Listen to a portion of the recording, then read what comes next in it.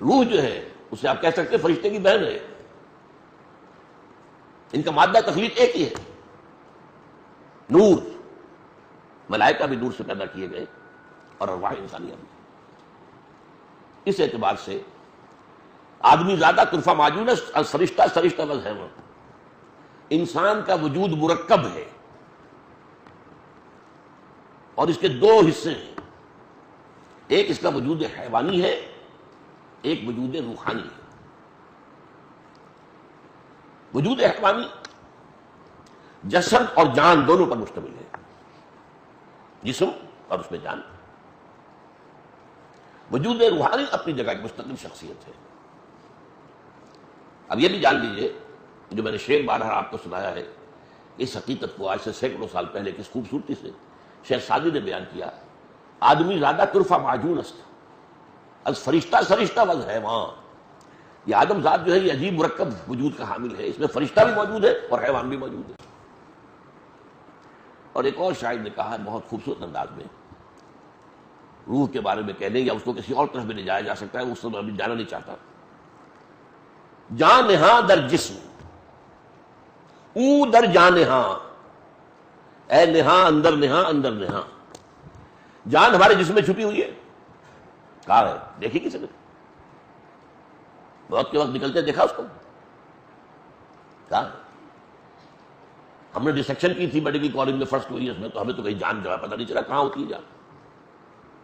آج بھی آپ اناٹومی کی کتابیں پڑھ جائیے، موٹی موٹی فزیولوجی پڑھ جائیے، جان کا کچھ پتہ نہیں کہاں ہوتی ہے. جان صرف ایک کیفیت کا نام ہے اور اس کا جسم سے علیحدہ کوئی تصور ہی نہیں، کوئی وجود ہی نہیں. سمجھ رہے ہیں بات؟ جان جسم کی ایک کیفیت کا نام ہے اور جسم کے علاوہ اس کا کوئی وجود نہیں. روح ایک بالکل انڈیپینڈنٹ شخصیت ہے. اس کا اپنا مستقل وجود ہے، اس کا اپنا تشخص ہے، اس کا مادہ تخلیق اور ہے. یہ جسد مٹی سے آیا ہے، روح آسمان سے آئی ہے، اللہ کے پاس سے آئی ہے. زمین و آسمان کا فرق ہے. تو شاعر کہہ رہا ہے کہ جان نہاں در جسم، جان جو ہے ہماری جسم میں پنہاں ہے، چھپی ہوئی ہے. او در جان نہاں، اس جان کے اندر ایک اور جان ہے، وہ روح ہے. اور روح ایک لطیف اللہ کا امر ہے جس کا علم انسان کو نہیں دیا گیا.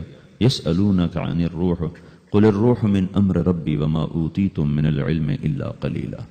کہ روح ایک اللہ کا امر ہے جس کے بارے میں تمہارے پاس کوئی علم نہیں ہے، لہذا اس کی تفصیل تم سمجھ نہیں سکتے ہو. روح آسمان سے آتی ہے، جسم زمین میں بنتا ہے، پھر 4 مہینے بعد اللہ اس کو آپس میں جوڑ دیتا ہے، زندگی متحرک ہو جاتی ہے. روح ہی کے ساتھ زندگی کی بقا رہتی ہے. جب اللہ اسے واپس نکال لیتا ہے تو سارے ٹائٹل ہٹ کر صرف ایک نام سب کو مل جاتا ہے اور وہ میت کا ہوتا ہے. وہ حضرت مولانا ہو، وہ کوئی ڈاکٹر ہو، بادشاہ ہو، صدر وزیر ہو، سارے اعزاز ٹائٹل ہٹا کر اس پر میت کا لفظ مہر لگ جاتی ہے. اس میں سے کیا نکلا ہے؟ ہر چیز تو موجود ہے، اب یہ بولتا کیوں نہیں، اٹھتا کیوں نہیں، چلتا کیوں نہیں؟ اس میں سے روح نکل گئی ہے. روح ہمارے جسم کی اصل ہے. اسے نکال دو تو جانوروں کو بھی پتا ہے کہ اب یہ بے جان چیز ہے. چیونٹیاں، کیڑے مکوڑے بھی اس کو کھانے لگ جائیں گے، جانور بھی کھانے لگ جائیں گے، زمین بھی اس کو گلانے لگ جائے گی، ہوائیں اس کو متغیر کرنے لگیں گی. روح انسان کے اندر ایک چلتا ہوا زندگی کا کارواں ہے. اسے جب اللہ واپس بلاتا ہے تو اللہ یتوفی الانفس حین موتها والتی لم تمت فی منامها. موت کیا چیز ہے؟ اس کے 200 جواب ہیں سائنس کی کتابوں میں. 200 جواب بذات خود بتا رہے ہیں کہ یہ ایک جواب بھی ٹھیک نہیں ہے، اور قرآن ایک جواب دیتا ہے اور وہی حرف آخر ہے قل یتوفاکم ملک الموت اللہ یتوفی الانفس حین موتها. اللہ ہے جو تمہاری روحوں کو موت کے وقت کھینچ لیتا ہے، تمہارے جسم سے نکال لیتا ہے. عالم برزخ آپ کو بتایا تھا کہ جب انسان کا انتقال ہوتا ہے اس وقت سے لے کر اور بروز قیامت اٹھنے تک یہ درمیان کا جتنا بھی وقفہ ہے، جتنا بھی ٹائم پیریڈ ہے، اس کو عالم برزخ کہا جاتا ہے. اس عالم برزخ میں انسان جس مقام پر رہے گا وہ اس کے لیے قبر کہلاتی ہے. چاہے اب وہ گڑھے کی شکل میں ہو یا کسی کو آپ نے سمندر میں ڈال دیا تو وہ سمندر اس کے لیے قبر ہے. اگر کوئی شیر کے پیٹ میں چلا گیا، شیر نے اس کو کھا لیا تو شیر کا پیٹ اس کے لیے قبر ہے.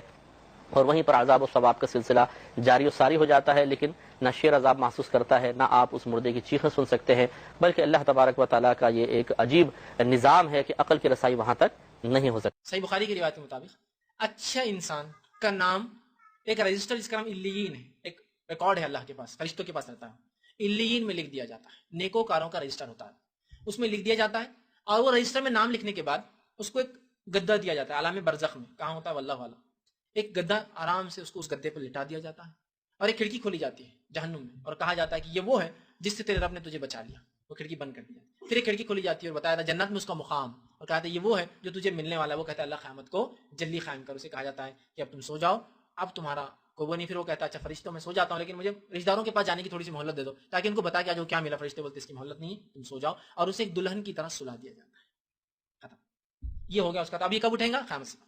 اسی طرح حدیث میں آتا ہے برے لوگوں کا حال، ان کا نام لکھا تھا سجین بلکہ ایک رجسٹر ہے، سجین کا مطلب جیل ہوتا ہے، ویسے ایسا رجسٹر جو گناہ گاروں کا، سجین میں نام لکھ دیا جاتا ہے فرسٹ، پھر اسے ایک آنکھ کا بستر ڈالا جاتا ہے، اس پر لٹا دیا جاتا ہے، اور جنت کا ایک کھڑکی کھولی جاتی ہے، اور کہا تھا یہ وہ ہے جس سے تو محروم رہا تیرے اعمال کی وجہ سے، اور اس کے جہنم میں کھڑکی کھولی جاتی ہے، ایک کھڑکی جس میں جہنم میں کہاں اس کو مقام ملے گا، وہ مقام بتایا جاتا ہے، اور وہ اللہ سے کہتا ہے اللہ قیامت کبھی قائم مت کر، اس لیے مجھے وہاں جانا نہیں، اور اسے ایک آنکھ کے بستر پر لٹا دیا جاتا ہے جس پر قیامت تک وہ تکلیف۔ چنانچہ شرح الصدور صفحہ نمبر 262 263 پر یہ حدیث پاک حضرت ابن عمر رضی اللہ تعالی عنہ سے مروی ہے، وہ کہ فرماتے ہیں کہ بے شک انسان جب قبر میں رکھا جاتا ہے تو صبح اور شام اس کی قبر میں اس کے جنت یا اس کے دوزخ کا ٹھکانہ پیش کیا جاتا ہے۔ مطلب کہنے کا یہ ہے کہ جب مردہ قبر میں رکھا جاتا ہے تو جنت کی کھڑکی بھی اس کو دکھائی جاتی ہے، کھول دی جاتی ہے، تو صبح و شام وہ جنت کے نظارے کرتا ہے اگر نیک پرہیزگار مسلمان ہے تو، اور یا صبح و شام جہنم دکھایا جاتا ہے اگر کافر منافق یا مشرک وغیرہ ہے تو۔ اس میں اشارہ اس طرف ہے کہ انسان کی روح جو ہے وہ اس کی قبر کے پاس رہتی ہے، تو وہ ان تمام چیزیں ملاحظہ کر رہا ہوتا ہے۔ اس طرح شرح الصدور صفحہ نمبر 237 پر ارشاد فرمایا، حضرت علی رضی اللہ تعالیٰ عنہ اس کے راوی ہیں، آپ فرماتے ہیں کہ ارواح المؤمنین فی بئر زمزمہ، کہ مومنین کی روحیں آب زمزم کے کنویں میں ہیں، یعنی زمزم کے کنویں میں ہیں، تو یہ بھی حدیث پاک میں چونکہ آیا، ہمارے نبی کریم نے اطلاع دی، اس پر ہمارا ایمان ہونا چاہیے۔ حضرت ابو ہریرہ رضی اللہ تعالی عنہ سے یہ حدیث پاک مروی ہے کہ نبی کریم صلی اللہ علیہ وسلم نے ارشاد فرمایا ان ارواح المؤمنین فی السماء السابعۃ ينظرون الی منازلہم فی الجنہ، کہ بے شک مومنین کی روحیں 7ویں آسمان میں ہیں، وہ جنت میں اپنے مقامات کو دیکھ رہے ہیں، یعنی 7ویں آسمان سے ان کو جنت نظر آتی ہے، وہ جنت میں اپنے مقامات دیکھ رہے ہوتے ہیں۔ اس میں نبی کریم صلی اللہ علیہ وسلم نے مومنین کی ارواح کو 7ویں آسمان پر قرار دیا۔ ابو داؤد شریف میں ہے، سنن ابو داؤد میں حدیث نمبر 2520 ہے، حضرت ابن عباس رضی اللہ تعالی عنہ اس کے راوی ہیں، یہ فرماتے ہیں کہ نبی کریم صلی اللہ علیہ وسلم نے ارشاد فرمایا کہ جب تمہارا کوئی بھائی دنیا سے رخصت ہو جاتا ہے تو اللہ تبارک و تعالی ان کی روحوں کو سبز پرندوں کے پیٹ میں رکھ دیتا ہے، سبز پرندوں کے پیٹ میں، اور وہ جنت کی نہروں پر اڑتے ہیں، اس کے پھلوں میں سے کھاتے ہیں، اور اس کی قندیلوں پر بیٹھتے ہیں، وہ قندیلیں کہ جو عرش کے سائے کے تحت لٹکی ہوئی ہیں۔ تو یہ اس میں اشارہ کر دیا کہ بعض لوگوں کی روحیں جنت میں پہنچائی جاتی ہیں اور جنتی پرندوں کے پیٹ یا پوٹے کے اندر ان کو رکھ دیا جاتا ہے، اور جنتی پرندے اڑتے ہیں تو گویا کہ وہ روح بھی اس کے ساتھ سیر کر رہی ہوتی ہے۔ ان حدیثوں میں بظاہر ٹکراؤ نظر آتا ہے، کہیں تو سرکار فرما رہے ہیں آب زمزم میں، کہیں فرماتے ہیں قبر پہ ہیں، کہیں فرما رہے ہیں 7ویں آسمان پر ہے، کہیں فرماتے ہیں جنت کے سبز پرندوں کے پوٹوں میں ہیں۔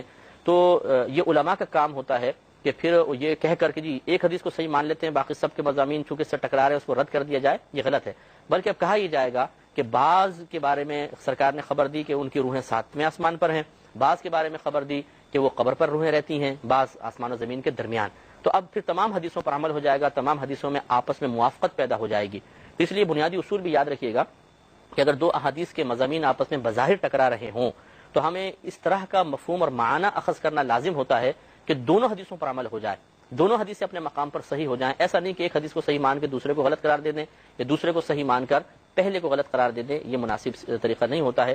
لہٰذا یہ نتیجہ نکلا کہ یہ عقیدہ رکھنا ہوگا کہ مومنین کی ارواح مختلف مقامات پر ہوتی ہیں۔ علامہ ابن تیمیہ رحمہ اللہ لکھتے ہیں کہ جب کچھ لوگ مر جاتے ہیں اور ان جیسے لوگ لوگوں کو دکھائی دیتے ہیں، یہ در حقیقت شیطان ہوتا ہے جو ان لوگوں کے شکل میں آ کر بدعقیدگی پھیلاتا ہے، لوگوں کو ڈراتا ہے یا ان سے غلط کام لیتا ہے۔ جیسے کہ ان کے زمانے میں کچھ لوگ مر گئے تھے جن کی تدفین ہوئی، لیکن وہ حج میں دکھائی دے اگلے سال لوگوں کو، تو لوگ آ کے پوچھے کہ وہ تو حج میں دکھے ہم کو، جبکہ مر کے 1 سال ہو گیا۔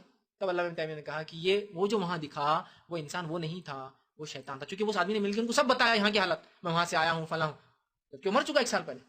تو یہ شیطان ہوتا ہے جو بدعقیدگیاں پھیلانے کے لیے شکلیں لے کر آتا ہے، یا حمزات جو ایک شیطان جیسی ابن آدم کی اولاد پیدا ہوتی ہے، شیطان اپنے چیلوں میں سے ایک کو پیچھے چھوڑ دیتا، جاؤ اس کے ساتھ زندگی بھرو، اس کو سب پتا ہوتا ہے، اس کو ہمزاد عربی زبان میں قارین کہتے ہیں. تو مرنے کے بعد یہ قارین کبھی کبھار نیک لوگوں کی شکل لے کر آتا ہے تاکہ بدعقیدگیاں پھیلے، کبھی کبھار برے لوگوں کی شکل لے کر تاکہ لوگ ڈرے اور بدعقیدگیاں ماحول میں پھیلے. پھر وہ آپ اپنے جسم میں روٹی اور پانی کی طلب کو نہیں نکال سکتے. میرے عزیزو، ٹھیک اسی طرح اللہ نے انسانی روح میں اپنی طلب رکھ دی ہے اور اپنے رسول کی طلب رکھ دی ہے. یہ دو طلب ایسی ہیں کہ یہ آپ کے جسم روح سے نکل نہیں سکتی.